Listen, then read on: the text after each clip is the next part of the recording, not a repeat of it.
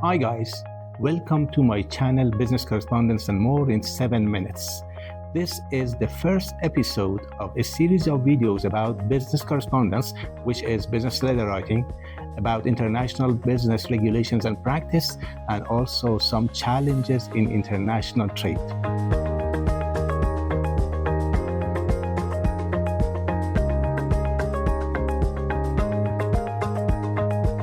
Every day, millions of letters and emails are exchanged between companies and business professionals.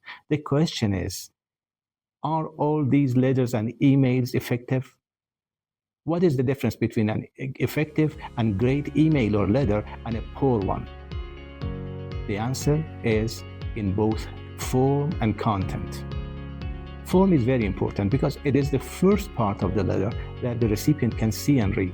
And as they say, first impression is the last impression.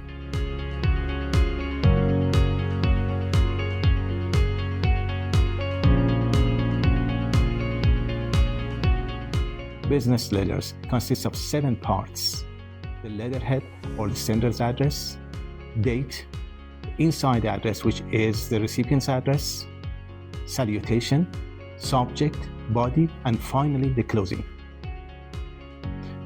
Addresses, both sender's address and the recipient's address, are written like this.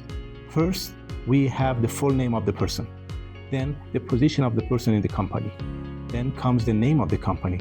After the name of the company, the physical address is written, the number of the building, the street name, city, state, and finally zip code or postcode.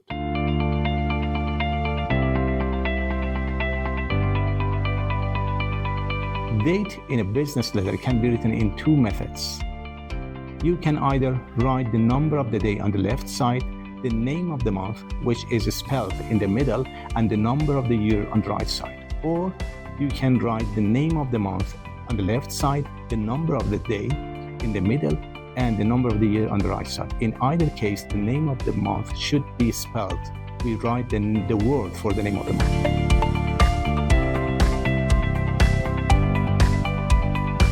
Salutation is the way that we greet the other party. In salutation, we can write "Dear Sir," or "Dear Madam," or "Dear Mr. Smith," "Dear Mrs. Smith," or "Dear Customer," "Dear Manager." Sometimes we do not know the gender of the other party. For example, we have a foreign name, we cannot guess whether that person is a gentleman or a lady. In such situations, we write both the first name and last name, like "Dear Thamin Freeman." Thamin is a foreign name, and we do not know if Thamin is a gentleman or a lady.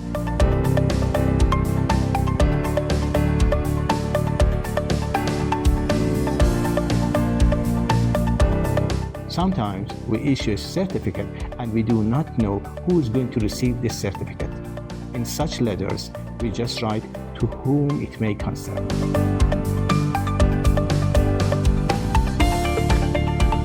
Writing the subject in a letter is not mandatory, but it is helpful. It gives the other party, the recipient, a background or some general idea what this letter is about.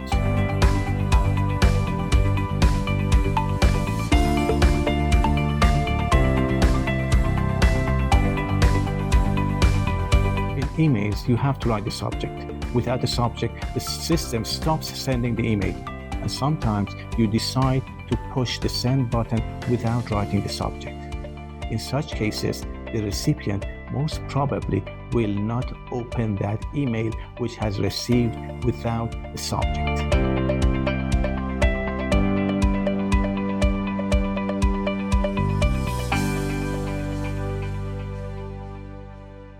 While the form is similar in all types of business letters, the content and the body of the letter is different. In my next videos, I'm going to talk about the components, the parts, and all the important elements which should be taken into consideration while writing any different type of business letter. But here, I just refer to some important points which should be taken into consideration in any business letter. The first point is that the language of a business letter should be formal. There is no room for an emotional or informal tone or language in writing a business letter.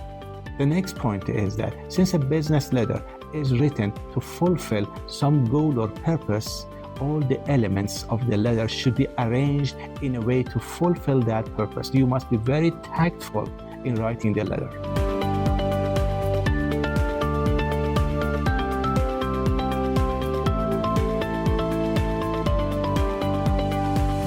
Finally, you need to keep a positive tone in writing a business letter in order to build trust between the parties.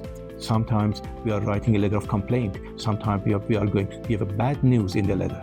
Even in such letters, we need to keep a positive tone. After the body of the letter comes the closing.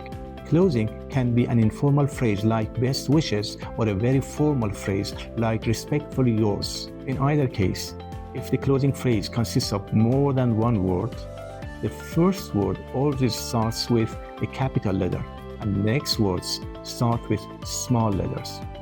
And don't forget that at the end of the closing, we put a comma. Thank you for watching this video. I'm inviting you to watch my next videos, which will be about different types of letters, such as letter of recommendation, price negotiation letter, marketing letter, letter of complaint, and other types of letters as well.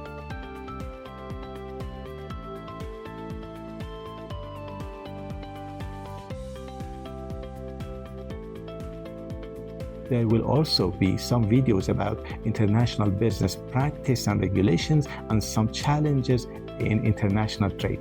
Have a good day. Bye.